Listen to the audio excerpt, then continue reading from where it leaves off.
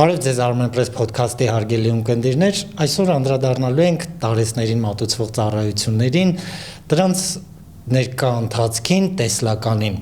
Թեմայի շուրջ զրուցելու ենք Հայաստանի Հանրապետության աշխատանքի և սոցիալական հարցերի նախարարության տարեցների հիմնահարցերի բաժնի պետ Սոնա Բարսեղյանի հետ։ Տիկին Բարսեղյան, շնորհակալություն հարցազրույցի մեր հրավերն ընդունելու և մեր տաղավարում հյուրընկալվելու համար։ Կցանկանայի առաջին հարցով անդրադառնայինք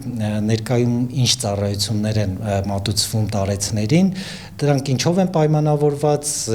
ինչ ակնկալիքներ և նպատակներ են ընկած դրանց հիմքում։ Բարև ձեզ, շնորհակալություն հրավերի համար։ Ներկայում Հայաստանի Հանրապետությունում տարեց և հաշմանդամություն ունեցող անձանց տրամադրվում են հետևյալ խնամքի ծառայությունները։ Խնամքի ծառայություններ շուրջօրյա կենտրոններում, խնամքի ծառայություններ ցերեկային կենտրոններում և խնամքի ծառայություններ տնային պայմաններում։ Մինչև առանձին ամեն խնամքի ձևին անդրադառնալը կցանկանայի ասել, որ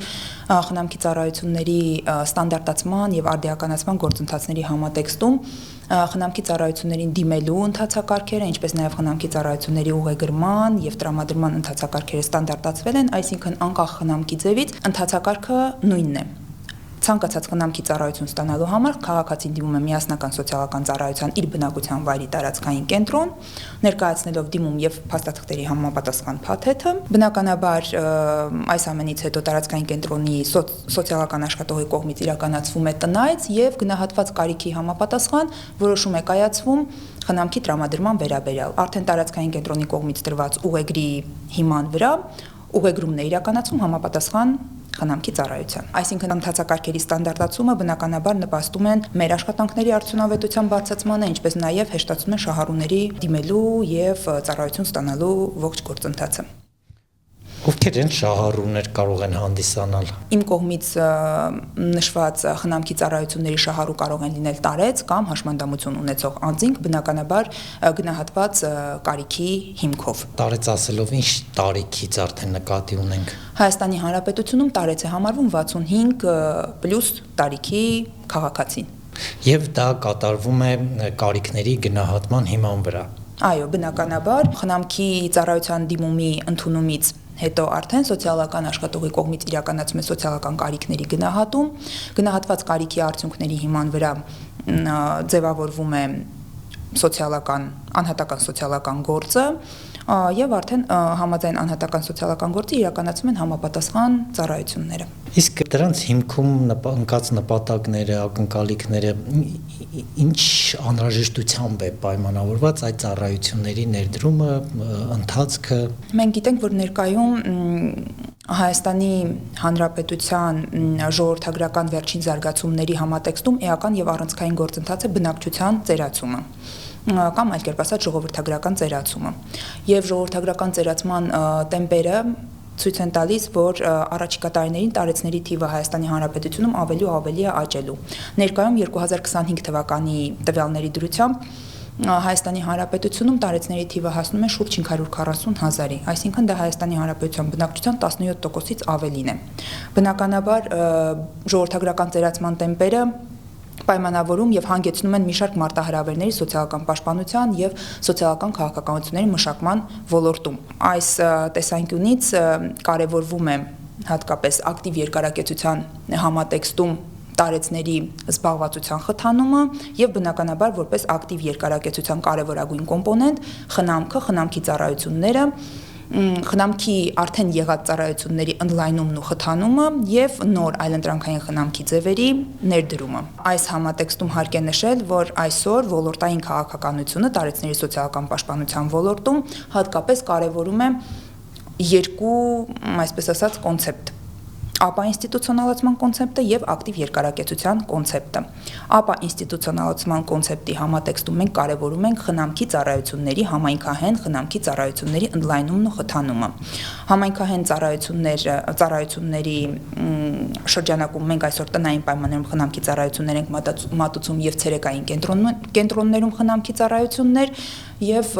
բնականաբար բոլոր միջոցառումներն ու ծրագրերը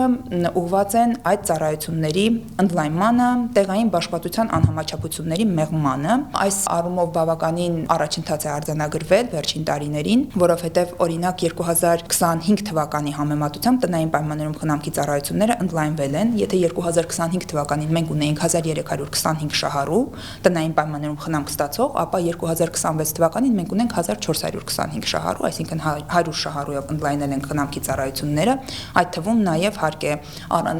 առանձնակիորեն նշել մասնագիտացված խնամքի ծառայությունները տնային պայմաններում, որոնք տրվում են հոգեկան առողջության խնդիրներ ունեցող անձանց։ Մինչև 2024 թվականը ցերեկային կենտրոններում ծառայությունները որպես այդպիսին առանձին միջոցառում գոյություն չեն ունեցել, այսինքն 2025 թվականից սկսած է, որ ցերեկային կենտրոնները որպես առանձին միջոցառում իրականացվում են Աշխատանքի և սոցիալական հարցերի նախարարության կողմից եւ նախարարության հետ դրամաշնորհային պայմանագրեր կնքած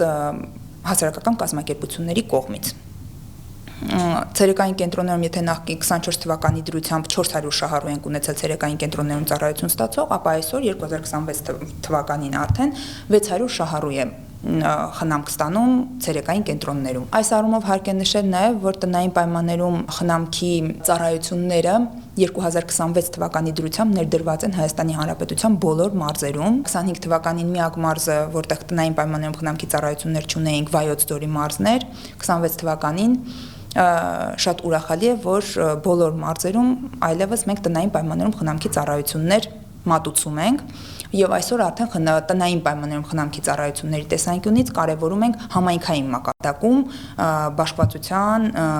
անհամաչափությունների մեղման գործընթացի խթանումը։ Ցերեկային կենտրոններում ծառայությունները մեզ մոտ ներդրված են բոլոր մարզերում բացառությամբ 4 մարզի եւ կարևորում ենք այդ մարզերում եւս կենտրոնների ներդրումը ակտիվ երկարակեցության հենց համատեքստում ցերեկային կենտրոնները հատկապես կարևոր նշանակություն ունեն, այսպես ասած ակտիվ երկարակեցության կենտրոնները, որոնք բովանդակային եւ կոնցեպտուալ առումով համապատասխանում են մեր այսօրվա ցերեկային կենտրոններին, վերջիններումս մատուցում է սոցիալ-հոգեբանական ծառայություններ, արտ-թերապիայի, աշխատանքային թերապիայի կազմակերպում եւ այս ամենը նպաստում է հենց սոցիալական ներառմանը տարեցների կամ հաշմանդամություն ունեցող անձանց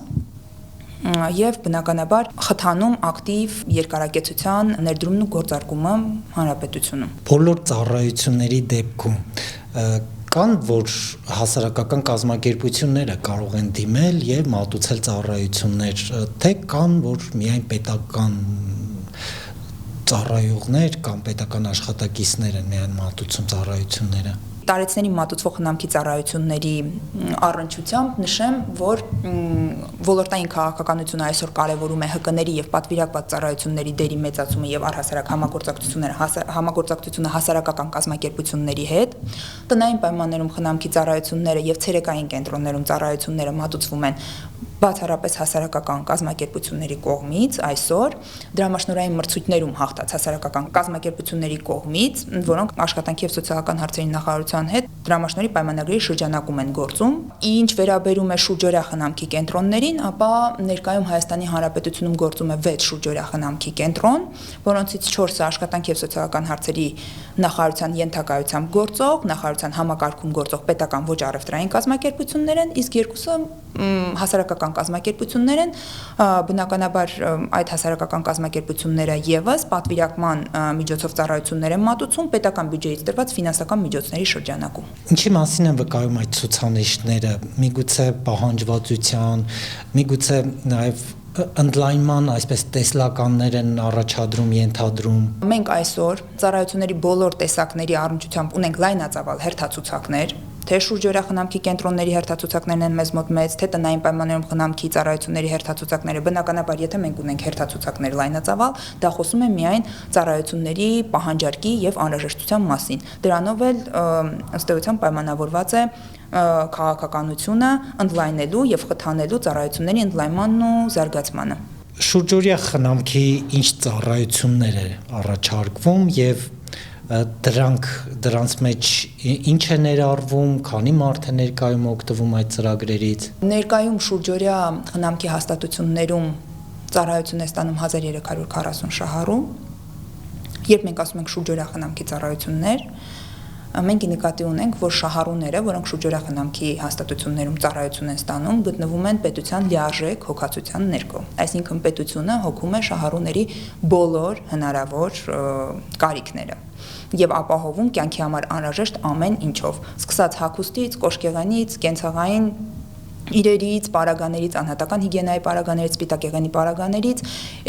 վերջացրած առնվազն 3 անգամյա սնունդով եւ մի շարք ծառայություններով սոցիալ-հոգեբանական օգնություն, խորհրդատվական օգնություն, առաջնային բժշկական սպասարկում եւ բժշկական օգնություն, այսինքն շահառուն ամբողջական հոգացության ներքո է գտնվում պետության շուրջօրյա խնամքի հաստատություններում բնակվող մեր շահառուները։ Իսկ ցերեկային խնամքի ծառայությունները ինչով են դրանից տարբերվում, ինչ ծառայություններ են դրանք ներառում։ Ցերեկային կենտրոններում շահառուներին տրամադրում են հետևյալ սոցիալական ծառայությունները՝ սոցիալ-հոգեբանական օգնություն, արտ-թերապիաների եւ աշխատանքային թերապիայի կազմակերպում, սննդի կազմակերպում օրական 1 անգամ, իհարկե թեթև ընդմիջման տեսքով, ինչպես նաեւ խորհրդատվական օգնություն թե շահառուներին հոգեկան եւ ֆիզիկական առողջության բարելավման նպատակով, ինչպես նաեւ շահառուների ընտանիքի անդամներին հոգեկան առողջության խնդիրներ եւ հաշմանդամություն ունեցող անձանց առանձնահատկությունների, նրանց հետ հաղորդակցվելու առանձնահատկությունների վերաբերյալ։ Դուք խոսեցիք նաև հերթացուցակների մասին, այդ հերթացուցակները ինչպես են, ինչ հերթականությամբ, ինչ սկզբունքով է հաջողվում ապահովել եւ որքանով է հաջողվում հնարավորինս շատ մարդ ընդգրկել։ Հերթացուցակները առհասարակ ոնց են գոյանում։ Շահառուն դիմումը ներկայացում է միասնական սոցիալական ծառայության արդեն նշեցի տարածքային կենտրոն, կարիքի գնահատումից հետո արդեն երբ կայացվում է դրական որոշում խնամքի տրամադրման վերաբերյալ, շահառուն ընդգրկվում է համապատասխան խնամքի ծառայության հերթացուցակում։ Եվ այդպես ըստ դիմումի տրման ամսաթվի, ըստ որոշման կայացման ամսաթվի արդեն հերթացուցակը գոյանում է։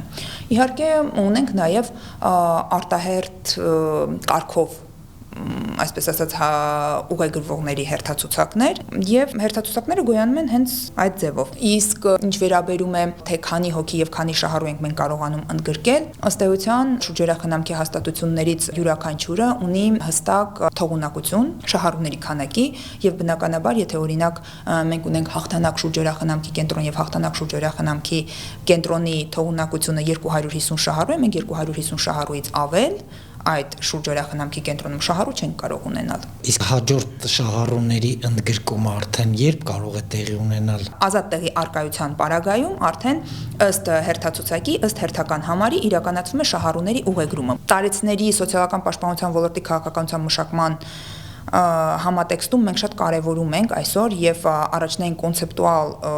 այսպես ասած, սկզբունք է ապա ինստիտուցիոնալացումը։ Այսինքն ապա ինստիտուցիոնալացման պարագայում մենք բոլոր հնարավոր միջոցառումներն ու ծրագրերն ենք իրականացնում կանխարգելելու համար հետագա հոսքը եւ հետագա ինստիտուցիոնալացումը շուրջօրյա խնամքի կենտրոններ եւ հնարավորություն տալու համար մեր տարեցներին հաշմանդամություն ունեցող անձանց որքան հնարավոր է երկար մնալու իրենց համայնքներում։ Ցանկանում ենք խթանել եւ ապահովել aging in place սկզբունքի կիրառումն ու իրացումը։ Այս ծառայությունների ընդլայնման հնարավորինս լայն աշխարհագրության ընդգրկման ինչ տեսլական կա եւ ի վերջո ինչ ակնկալիքներ կան դրանցից։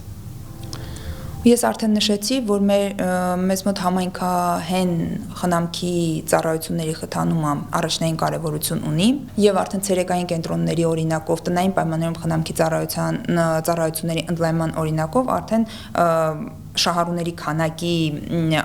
ավելացման օրինակները բերեցի, որ ցերեկային կենտրոններում մենք ունեցել ենք 400 շահառու 2024 թվականին, այսօր մենք ունենք 600 շահառու։ Տնային պայմաններում խնամքի ծառայություններում եթե մենք ունեինք 1325 շահառու եւ մասնագիտացված իսկ որոշ մի քանի տարի առաջ մասնագիտացված խնամք տնային պայմաններում առհասարակ չունենք, ապա այսօր ներդրված է թե մասնագիտացված խնամքը տնային պայմաններում եւ թե շահառուների քանակը ավելի ընդլայնվել է, այսինքն դա շարունակական բնույթ է կրում, ավելի մեծ թվով շահառուների ընդգրկում, տարածքային առումով աշխարհագրության ընդլայնում, այսինքն եւ մարզային եւ համայնքային արդեն մակարդակներում կախված ծառայությունից, խնամքի ծառայությունների համաչափ բաշխվածություն եւ հասանելիություն եւ բնականաբար նաեւ նոր այլընտրանքային խնամքի ձևերի ներդրում, այս առումով էլ ասեմ, որ այսօր շրջանառման մեջ է գտնվում, ընդունված չէ, այսուհանդերձ մշակվում է եւ շրջանառման մեջ է գտնվում տարեցների խնամատարության ներդրման նպատակով իրավական ակտը, որը նպատակ ունի եւս խթանելու ապա ինստիտուցիոնալացումը եւ անցումը ինստիտուցիոնալ ավանդական խնամքի ձևերից ավելի մարդակենտրոն եւ համայնքահեն խնամքի մոդելների։ Շնորհակալություն Տիկին Բարսեղյան հետաքրքիր հարցազրույցի համար։ Ձեզ եմ շնորհակալ հրավերի համար։ Armenpress-ի հարգելի հետևորդներ, մենք անդրադարձանք տարեցներին մատուցվող ծառայությունների թեմային, որի շուրջ զրուցեցինք Հայաստանի Հանրապետության աշխատանքի եւ սոցիալական հարցերի նախարարության տարեցների հիմնահարցերի բաժնի պետ Սոնա Բարսեղյանի հետ։ Կհանդիպենք։